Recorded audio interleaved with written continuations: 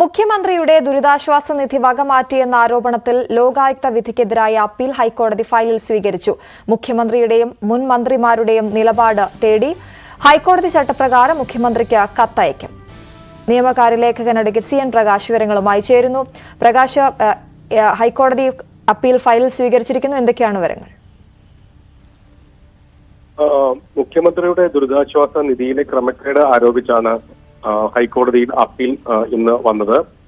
ഒന്നാം പിണറായി മന്ത്രിസഭയിലെ അംഗങ്ങളെ അയോഗ്യരാക്കണമെന്ന് ആവശ്യപ്പെട്ടാണ് നേരത്തെ ഹർജി നൽകിയത്. ഈ ഹർജി ലോകായുക്ത തള്ളിയിരുന്നു. അതിനെതിരായ അപ്പീലാണ് RS ശശികുമാർ ഹൈക്കോടതിയിൽ നൽകിയത്. ചീഫ് ജസ്റ്റിസ്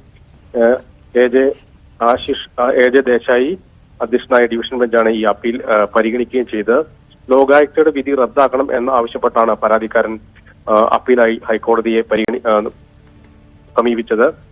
പരാതിക്ക് നിയമസാധ്യതയില്ലെന്നായിരുന്നു നേരത്തെ ലോകായുക്തയുടെ വിധി. ഇതിനെതിരായിട്ടുള്ള അപ്പീലാണ് ഇന്ന് പരിഗണിച്ചത്. നേരത്തെ സൂചിപ്പിച്ച പോലെ തന്നെ ഇതിൽ ഈ മുഖ്യമന്ത്രിയുടെ ദുരിതാശ്വാസ നിധി വകമാറ്റി എന്നാണ് ആരോപണം ഉണ്ടായിരുന്നത്.